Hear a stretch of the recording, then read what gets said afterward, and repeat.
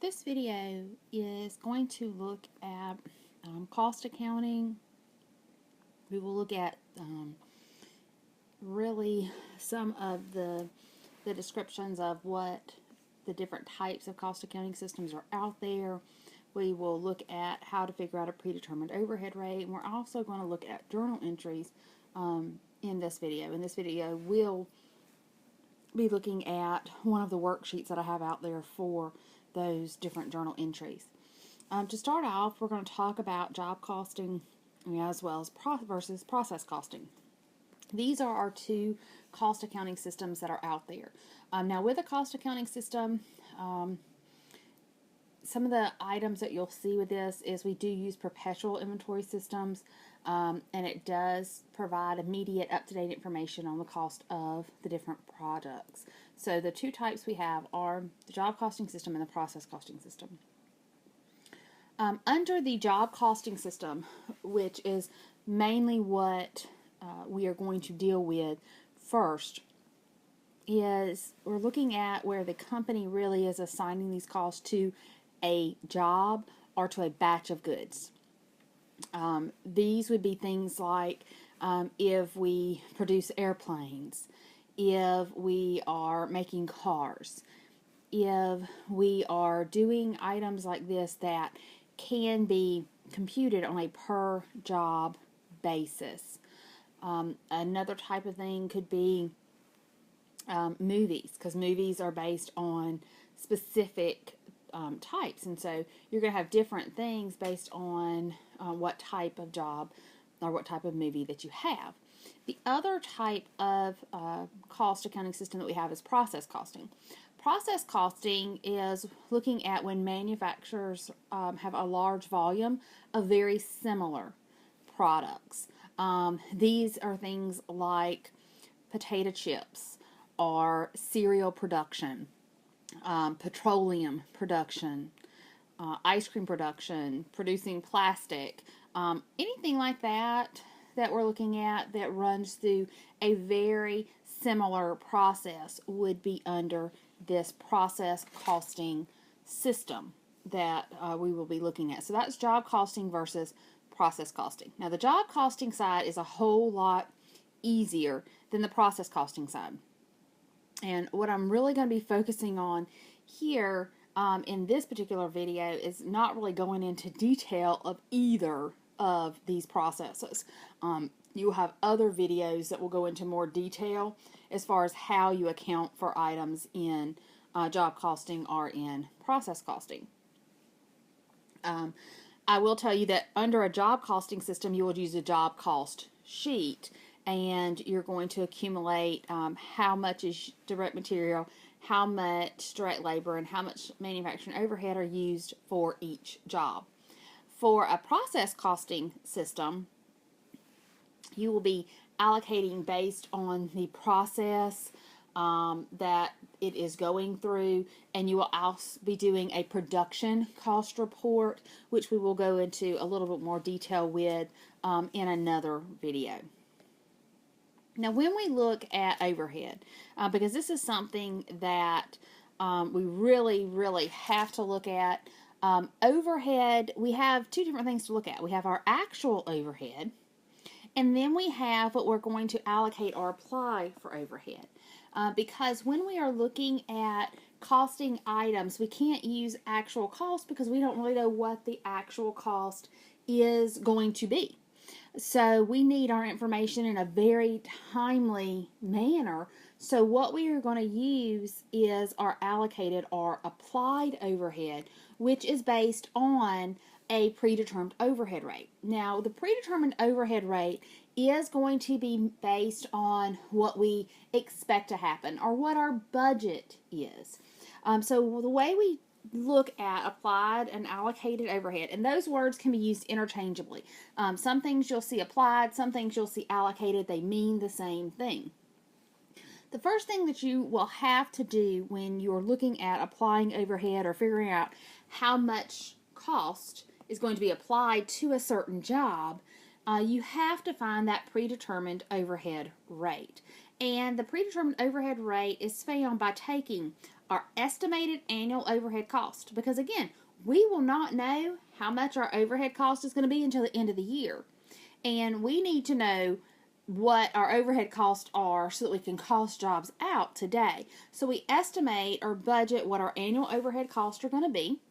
Then we divide that by our expected driver amount. Now, drivers can be several different things. In the traditional system, which is what we are looking at here, is a traditional predetermined overhead rate and applying overhead based in a traditional system. Some of the drivers that you can see are direct labor hours, direct labor dollars, machine hours. These are items that you will traditionally see as those traditional drivers that you would be using, and you would estimate how much you think you're going to use for the year, and that is what you would put in that bottom of that equation is going to be what you estimate to happen there. Once you find that predetermined overhead rate, you then will look at allocating or applying it based on that predetermined overhead rate. So what you're going to do is use your actual driver amount in that case and then multiply it by whatever that predetermined overhead rate was for this particular problem. So let's just say that we are looking at a problem and our estimated overhead is at $100,000, and we're going to say that our driver in this case is going to be based on direct labor dollars, and we are estimating that our direct labor dollars is going to be at, let's just say, 50,000 for this year. So to find that predetermined overhead rate, what we would do is we would take our estimated overhead amount, which would be 100,000. We would divide that by our direct labor dollars, which is at $50,000, and this is going to give us 2, which would translate into 200%. It would be our predetermined overhead rate. Whenever you have dollars divided by dollars, it will give you a percentage. If I had dollars divided by hours, because if I was using direct labor hours or manufacturing hours, then it would give me a dollar per hour rate. But when we're looking at dollars over dollars, those dollars cancel out and it gives you a percentage. So then what I would do is I would look at the particular problem, and let's say that this particular job used $1,000 for its direct labor. And so to figure out how much I would be applying, I would then multiply that by that 200%. And when I did that, that would give me $2,000 would be my overhead cost. So that is how I would figure out the predetermined overhead rate, as well as applying it based on that predetermined overhead rate. Now, since overhead is applied based on estimates, we have to look at what we actually have applied, what our overhead has cost us versus what we have applied, because we will be accumulating our actual cost all through the year in our manufacturing overhead account. We also will be applying this overhead to our work in process accounts all throughout the year as we use this overhead. And so what we would have in our T account for manufacturing overhead, on that debit side, this is our actual overhead numbers. And then on the credit side, we would have our allocated amounts. Now at the end of the year, we need to look and see, are we over applied or under applied?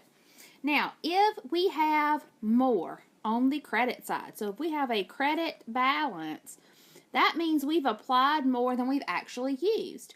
And so we would be over applied. Now, if we have a debit balance, that means that we are under applied. It means we have not applied enough to that particular account. Now, no matter whether we're over applied or we're under applied, we have to prepare a journal entry to adjust this manufacturing overhead account, and we need the manufacturing overhead account to be 0. So we need to zero that manufacturing overhead account out. The two accounts that we will use in our journal entry will be cost of goods sold and manufacturing overhead. And this is how we would make our entry. Now, it will be different depending upon if we're over applied or under applied. For one of those, our cost of goods sold would be the debit. For the other one, it would be a credit. Same thing for manufacturing overhead. So you have to look at your situation to figure out which one's your debit and which one is your credit. Remember, manufacturing overhead needs to be at 0. Now I want to look at some of the journal entries that you will see in this cost system. So the first one I want to look at is purchases. So here, ABC purchased $120,000 of raw materials. Now, I'm going to, your worksheet actually lets you know that these were purchased on account. So with this worksheet, this is the worksheet part. You want to make sure that you have your worksheet from Blackboard printed out so you can go over this information with me. So if I'm purchasing these on account, I will be increasing my materials inventory account. So that is going to be my debit account, is going to be materials inventory for the amount of $120,000. Since it is on account, I will be looking at accounts payable as my credit account, and that is also for $120,000. Now, don't forget, when you prepare a journal entry, and I saw this wrong on some of your stuff previously, when you prepare a journal entry, make sure you are indenting your credit accounts. They should not all line up. Your debits should be against this line, and then your credits should indent over, and they should be against another like imaginary line.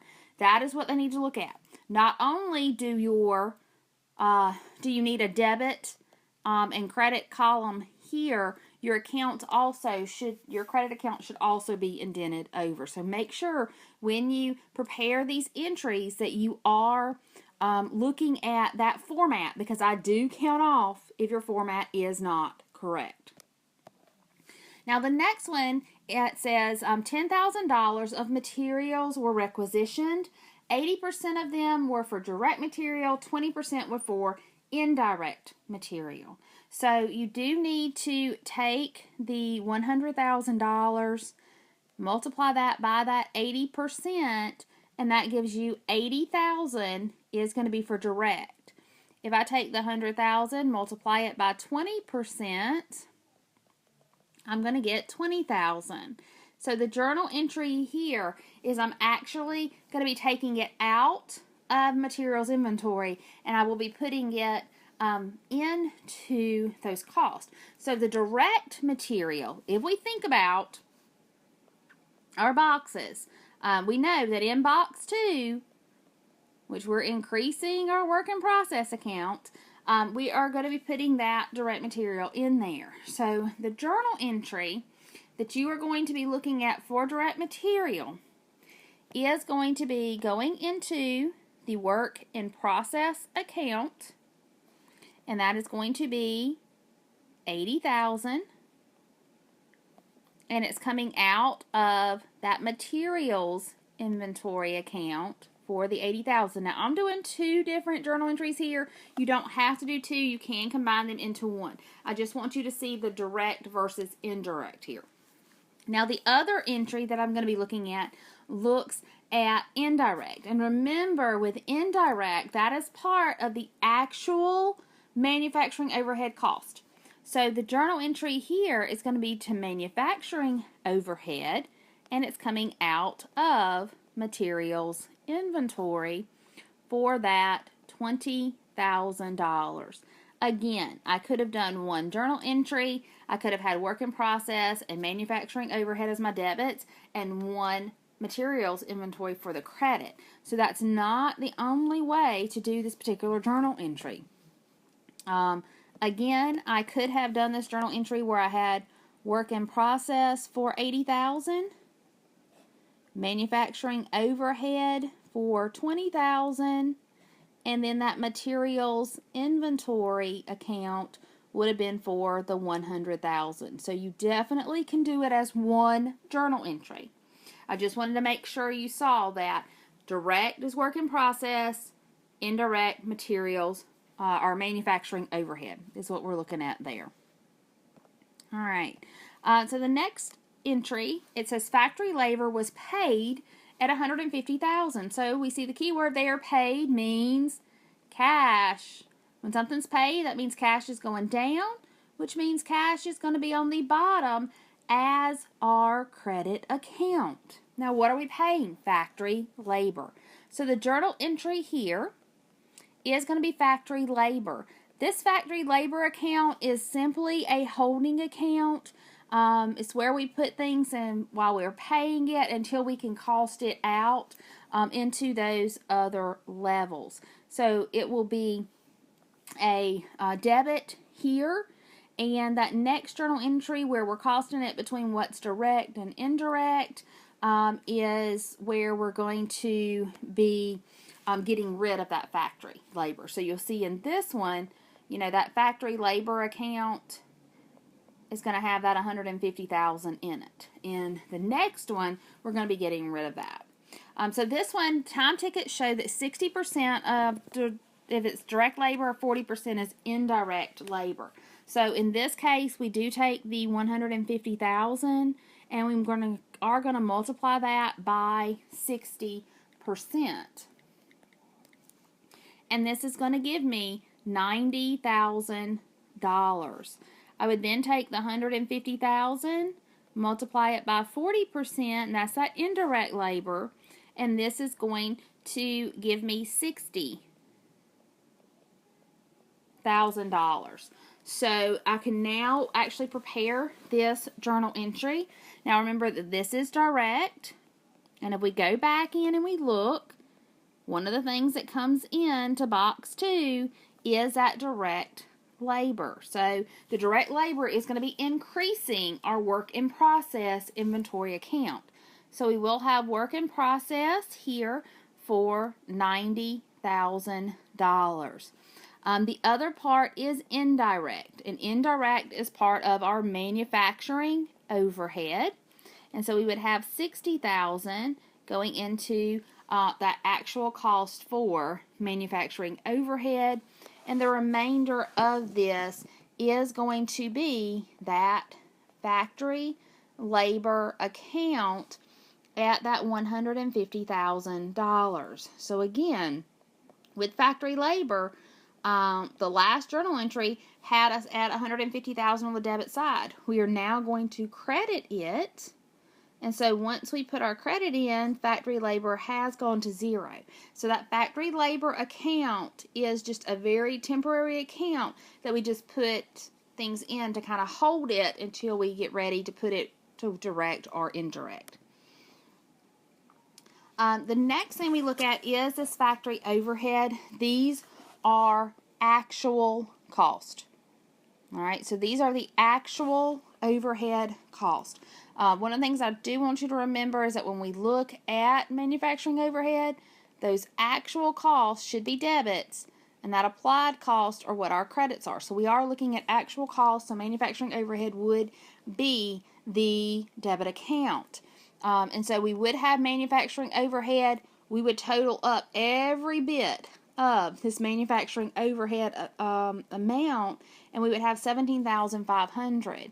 And so that is what's going into this manufacturing overhead account is $17,500.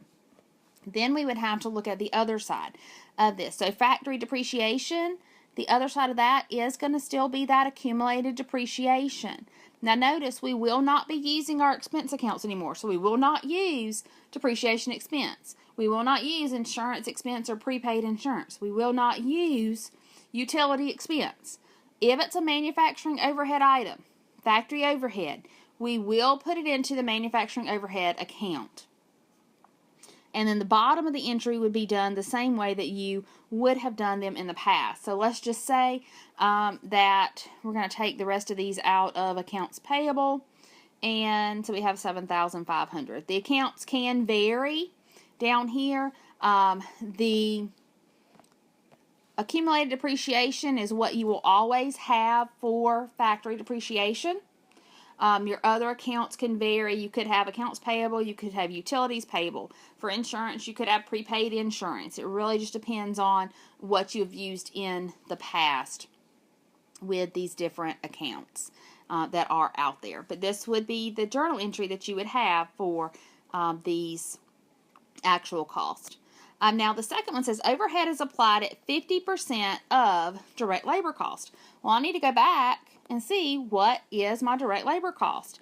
And if I look right here, my direct labor cost is $90,000. So what I'm going to do is I'm going to look at those direct labor costs, which is $90,000. It is going to be 50% is what I'm applying it based on. So that's my predetermined overhead rate. So 50% there is that predetermined overhead rate. So 90,000 times 50% is $45,000. Now going back to looking at the T account again, remember manufacturing overhead, when I apply it, is applied on the credit side. The other thing I want you to look at is this box. What's the other thing that goes in here? Manufacturing overhead is going into this. So what it does is it is increasing that work in process account. So I will have work in process will be going up. It is increasing at that $45,000 mark. And that manufacturing overhead is being applied at that $45,000 mark. And so your journal entry would be work in process, would be our debit, and the credit would be manufacturing overhead. Now, ABC has completed several jobs, which amount to $75,000. So once you complete a job, if you think about it, this is where we're going from box 2 to box 3. We've completed the job. So it's moving out of work in process and it's moving into the finished goods. So the journal entry here would be to increase the finished goods inventory account by that $75,000 and would be to decrease our work in process account by that $75,000. So this should be that cost of goods manufactured. This would be the journal entry that you would use for cost of goods manufactured. You would debit finished goods, you would credit work in process. And this last one that we are looking at is looking at box 3. And you know, cost of goods sold is what comes out of box 3 once we actually sell it. So just like we learned in Accounting 101, we have 2 entries that have to be made whenever we're looking at a sale. So the first one is to record the sale. So when we record this sale, it's for $50,000. So we'll have accounts receivable, and then we'll have our sales for this $50,000.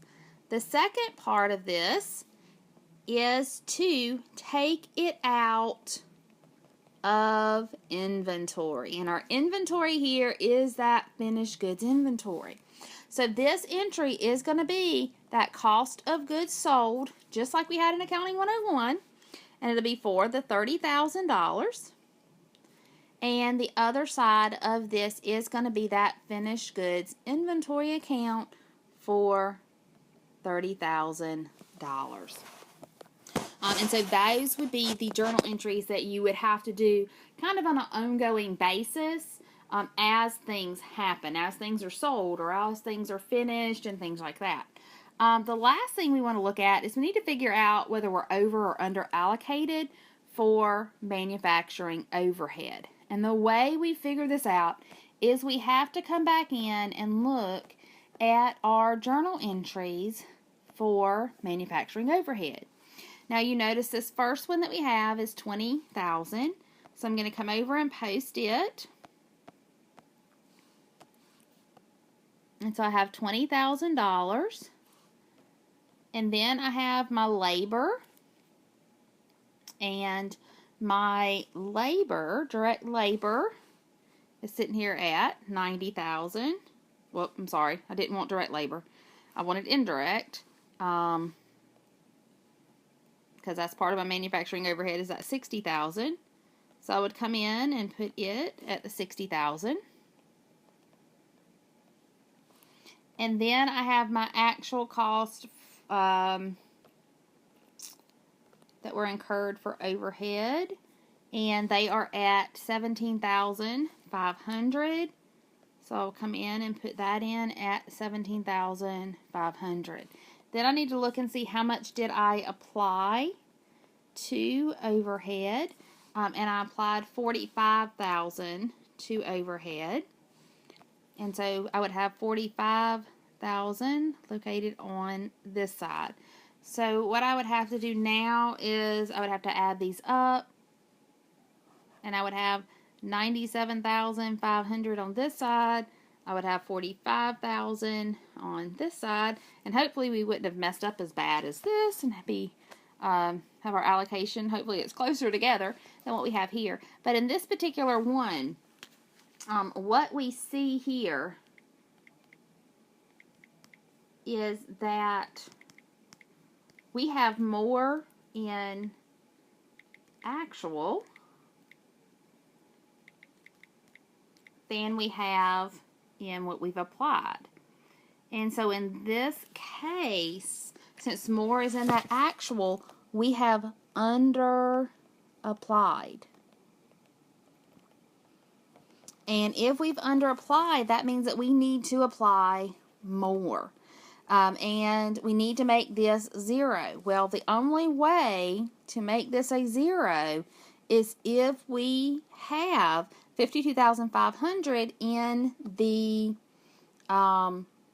credit side. So the journal entry that we would have here would be cost of goods sold, and then the manufacturing overhead would be our credit. And that's going to be for the $52,500 amount. Now, what would happen if it was the other way? Let's say that when everything was said and done for manufacturing overhead, let's say that we had $10,000 on the actual side, and we had $15,000 over on the applied side. Then we would have over applied.